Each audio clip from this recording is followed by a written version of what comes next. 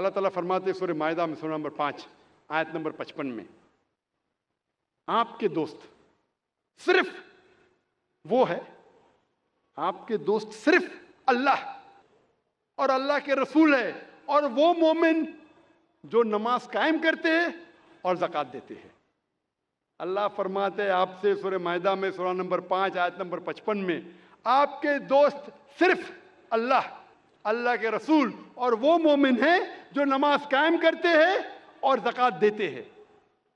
جو لوگ نماز نہیں قائم کرتے اور زکوٰۃ نہیں دیتے وہ آپ کے دوستوں میں سے نہیں ہیں۔ اللہ کے رسول فرماتے ہیں صحیح حدیث میں، سنن ابو داؤد کی جلد نمبر 1 چیپٹر نمبر 300 حدیث نمبر 836، اللہ کے رسول فرماتے ہیں کہ قیامت کے دن سب سے پہلا حساب جو لیا جائے گا وہ صلاح کے بارے میں۔ سب سے پہلا حساب کتاب جو ہوگا قیامت کے دن پہ وہ ہے صلاح کے بارے میں۔ اللہ کے رسول فرماتے ہیں صحیح مسلم میں جلد نمبر 1 کتاب الایمان چیپٹر نمبر 36 حدیث نمبر 146 146، اللہ کے رسول فرماتے کہ مومن اور کافر کے درمیان، ایمان اور کفر کے درمیان جو فرق ہے وہ صلاح ہے۔ مثلا فرق ہے مومن اور کافر کے درمیان۔ یہ پیغام پھر سے دہرایا گیا ہے صحیح حدیث میں، سنن ابو داؤد جلد نمبر 3 کتاب السنہ چیپٹر نمبر 1691 حدیث نمبر 4661 4661، جہاں اللہ کے رسول فرماتے کہ کافر اور مومن کے درمیان فرق ہے صلاح۔ اس کا مطلب وہ کہ اللہ کے رسول کہہ رہے ہیں جو انسان صلاح نہیں قائم کرتا، نماز نہیں پڑھتا، وہ کافر جیسا ہے۔ اور اللہ تعالیٰ فرماتے سورہ مدثر میں، سورہ مدثر میں سورہ نمبر 74 آیت نمبر 41 سے 43 میں کہ جو گنہگار دوزخ میں ڈالے جائیں گے اور ان سے پوچھا جائے گا آپ کیوں دوزخ میں ہیں، تو وہ کہیں گے ہم صلاح پڑھنے والوں میں سے نہیں تھے۔ ابراہیم علیہ السلام دعا کرتے ہیں سورہ ابراہیم میں سورہ نمبر 14 آیت نمبر 40 میں، اے میرے رب مجھے صلاح قائم کرنے والا بنا اور میرے بچوں کو بھی صلاح قائم کرنے والا بنا۔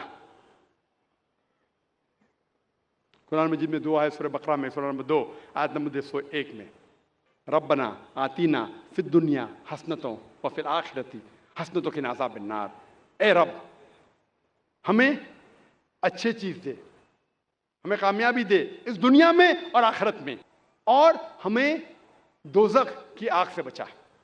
تقریر ختم کرنے کے پہلے اور قرآن کی آیت تلاوت کرنے کے پہلے میں پھر سے ایک شاعری کہوں گا، میری زندگی کا مقصد، میری زندگی کا مقصد ہے تیری دین کی سرفرازی، میری زندگی کا مقصد ہے تیرے دین کی سرفرازی، میں اسی لیے مسلمان، میں اسی لیے نمازی۔ لیکن پھر بھی اس آیت کے مقابلے میں شاعری پھیکی ہے۔ اللہ تعالیٰ فرماتے ہیں سورہ انعام میں سورہ نمبر 6 آیت نمبر 162 اور 163 میں، کل ان صلاتی و نسکی و محیای و مماتی للہ رب العالمین وبذالک امرت وانا اول المسلمین، کہو کہ میری صلاح، میری قربانی، میری زندگی، میری موت صرف اللہ کے لیے ہے اور اس کا کوئی شریک نہیں، اور میں ان میں سے ہوں جو سب سے پہلے اللہ کو سجدہ کرتا ہوں اور کہتا ہوں کہ میں مسلم ہوں۔ وآخر دعوانا الحمدللہ رب العالمین۔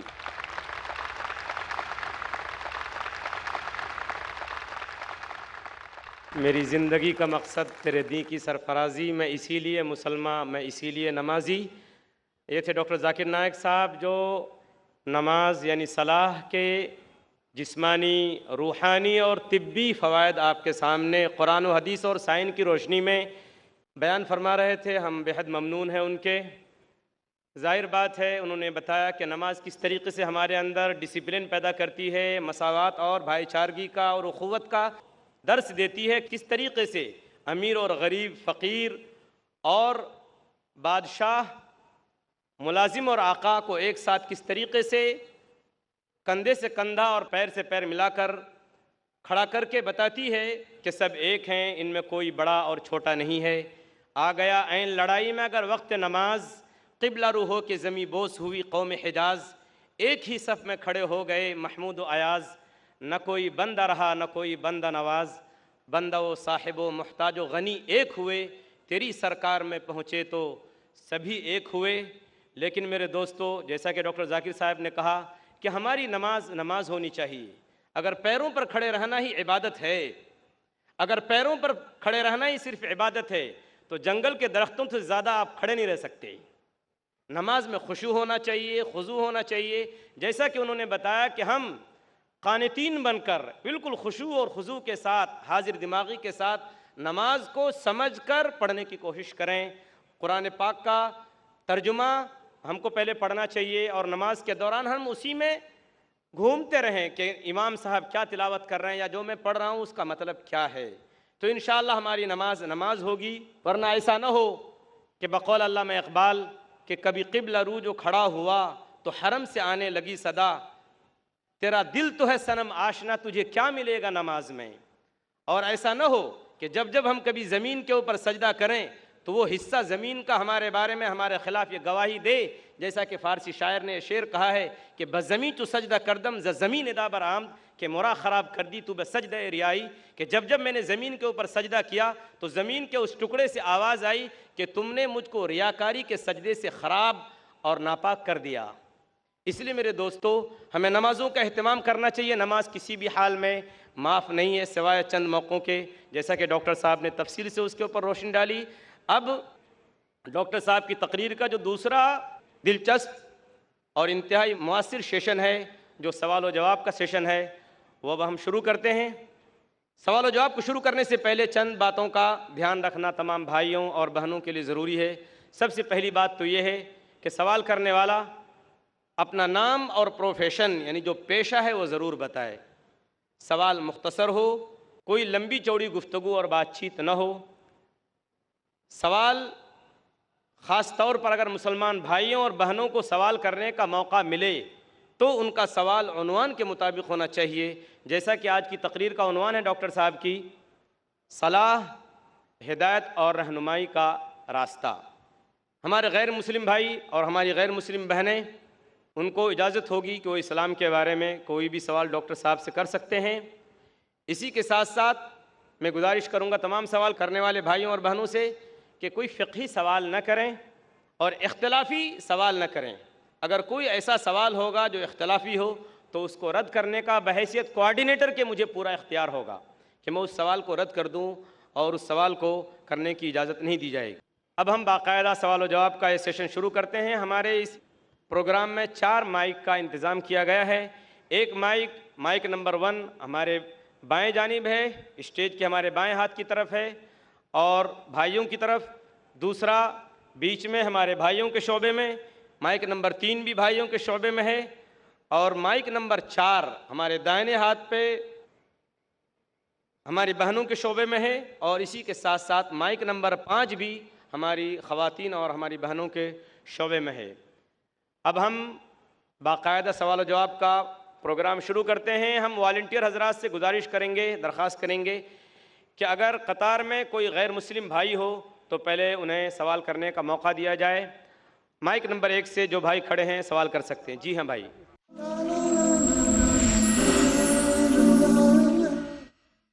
میرا نام مہیش مہتا ہے اور میں ریٹائرڈ پرسن ہوں۔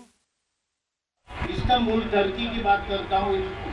استنبول میں اور ٹاپ کاپی پیلیس میں، ٹاپ کاپی میوزیم میں کئی چیز رکھی ہوئی ہے، کعبہ شریف کی اور آخری رسول کی چیزیں، پھر آخری رسول کے کمپینینز کی چیزیں، خلیفہ جو 4 ہیں ان کی چیزیں، اور کئی رسول کی چیزیں ہیں۔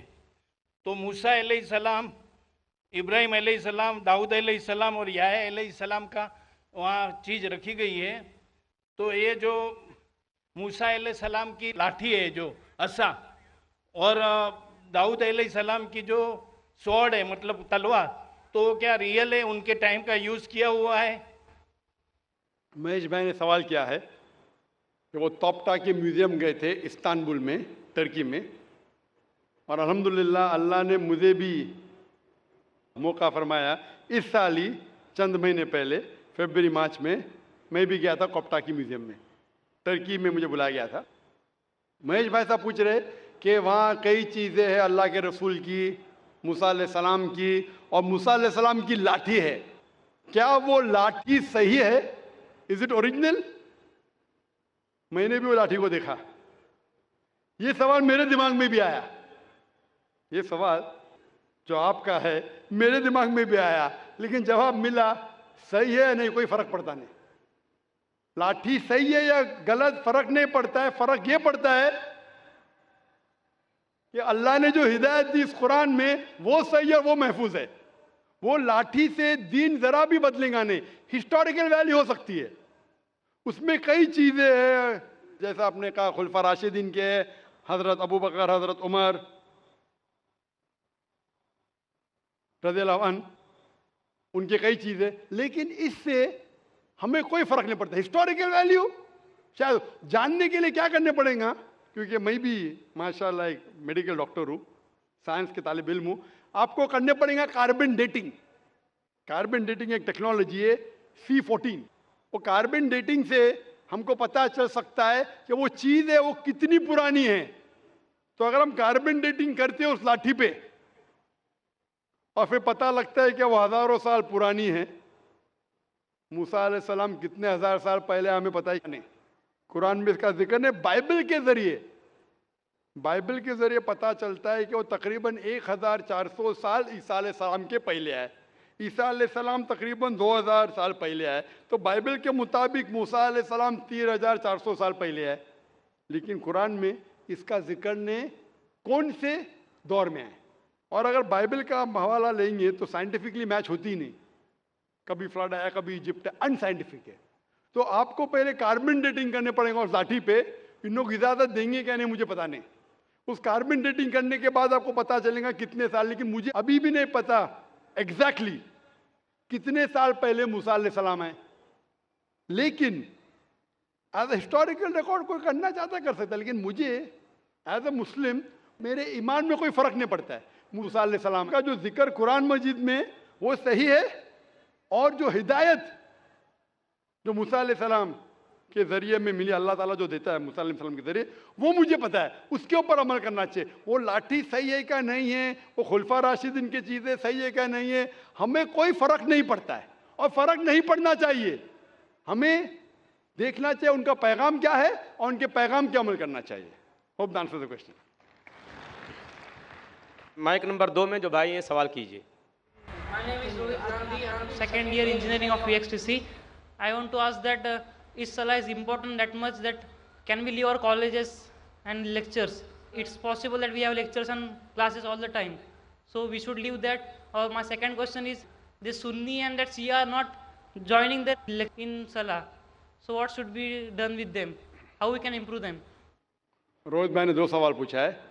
सवाल का जवाब देने से पहले मैं ये दरख्वास्त करना चाहूँगा मेरे गैर मुसलमान भाइयों और बहनों से, आपके पास अगर कोई भी सवाल है जो पूछना चाहते हैं, चाहे इस्लाम के ताल्लुक़ हो या दिगर मज़ाहिब के ताल्लुक़ हो, हिंदुइज़म के बारे में या क्रिश्चियनिटी के बारे में, ईसाईयत के बारे में, आप बिना झिझक यहाँ पूछ सकते। हम खुली आज़ादी देते हैं हमारे गैर मुसलमान भाइयों और बहनों को कि आप जो भी सवाल पूछना चाहते हैं इस्लाम के मुताल्लिक, ये आपका सुनहरी मौका है। ऐसा मौका हमेशा नहीं आता। अक्सर मजहबी लेक्चर तकरीर के बाद खुला सेशन नहीं होता है जहाँ आप कोई भी सवाल पूछ सकते, चाहे इस्लाम के बारे में हो, हिंदुइज़म के बारे में हो, क्रिश्चियनिटी के बारे में हो, जुडाइज़म के बारे में हो। आप अगर मेरे बात से मुत्तफिक नहीं हैं फिर भी आप बोल सकते कि जाकिर मैं इस बात से मुत्तफिक नहीं हूँ, और आप पूछ सकते। कोशिश करूँगा कि जो भी थोड़ा बहुत इल्म मुझे है मैं कोशिश करूँगा आपकी गलतफहमी दूर करूँ। भाई ने सवाल पूछा कि हमारे कॉलेज में लेक्चर्स होते हैं और کیا ہم صلاح پڑھنے کے لیے لیکچر کو ترک کر سکتے ہیں؟ لیکچر کو چھوڑ سکتے ہیں؟ اور روہت بھائی نے کہا کہ وہ سیکنڈ ایئر انجینئرنگ میں ہے. میں آپ سے کہنا چاہتا ہوں کہ 20 سال پہلے میں بھی کالج میں تھا. 20 سال پہلے میں بھی کالج میں تھا. میں بھی اس دور سے گزرا. الحمدللہ ثم الحمدللہ کالج میں الحمدللہ نماز میں پڑھتا تھا. کالج میں جب آپ جاتے ہیں بریک ہوتی ہے, اور کالج کا ٹائمنگ کیا ہوتا ہے؟ ادھر 7 سے 1 تک ہوتا ہے, یا ہو سکتا ہے 8 سے لے کے 4 تک کے, جو بھی ٹائم ہے. لنچ بریک تو ملتا ہے. جب آپ کو لنچ بریک ملتا ہے, اس بریک میں آپ لنچ کے ساتھ نماز بھی پڑھ سکتے, صلاح بھی پڑھ سکتے. ہو سکتا ہے کہ کالج کے ایسے ٹائمنگ ہو کہ آپ اگر مسجد نزدیک ہے تو مسجد میں جائیے, مسجد نزدیک نہیں ہے تو اس کالج میں اگر کچھ مسلمان بھائی ہے ان سے بھی کہیے اور جماعت بنا سکتے. لیکن صلاح چھوڑنے کی اجازت آپ کو نہیں ہے.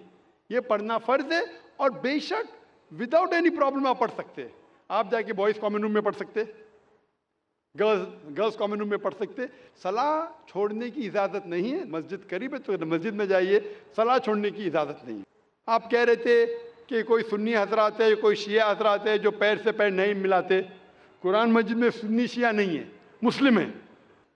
مسلم اسے کہتے ہیں جو اپنی زندگی اللہ کے حکم اور فرمان کے مطابق بسر کرتا ہے. جو انسان اپنی زندگی اللہ کے بتائے ہوئے راستے پہ چلتا ہے اسے کہتے ہیں مسلم. تو جو آدمی نماز پڑھتا ہے, میں نے آپ سے ذکر کیا, اللہ سبحانہ و تعالیٰ کم از کم 12 جگہ کہتے ہیں قرآن مجید میں اطیعوا اللہ اور اطیعوا الرسول, obey Allah and obey the messenger. سورہ نساء سورہ نمبر 4 آیت نمبر 59 اور 12 جگہ کا ذکر میں نے کیا. ہمیں اللہ اور اللہ کے رسول کی اطاعت کرنا چاہیے. اور اللہ کے رسول فرماتے ہیں کہ آپ اس طرح نماز پڑھو جس طرح آپ مجھے نماز پڑھتے ہوئے دیکھتے ہیں. یہ حدیث بخاری کی کتاب الادان کی چیپٹر نمبر 18 حدیث نمبر 604. اور پھر سے دہرایا گیا صحیح بخاری میں جلد نمبر 9 حدیث نمبر 352.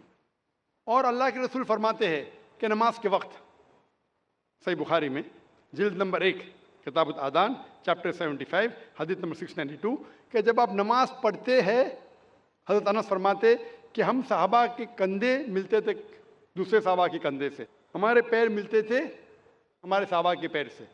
اللہ کے رسول فرماتے سنن ابو داؤد میں صحیح حدیث ہے جلد نمبر 1 کتاب الصلاح چیپٹر 245 اور حدیث نمبر 666, اللہ کے رسول فرماتے کہ بیچ میں جگہ مت چھوڑو, جگہ کو کم کرو اور شیطان کو بیچ میں مت آنے دو. اس کا مطلب ہمیں کندھے سے کندھا ملانا چاہیے. جو انسان اپنے آپ کو مسلمان کہتا ہے اور کندھے سے کندھا نہیں ملاتا ہے صلاح کے وقت, اور پیر سے پیر نہیں ملاتا ہے, وہ اللہ کے رسول کی نافرمانی کر رہا ہے, وہ صلاح صحیح طریقے سے نہیں پڑھتا ہے.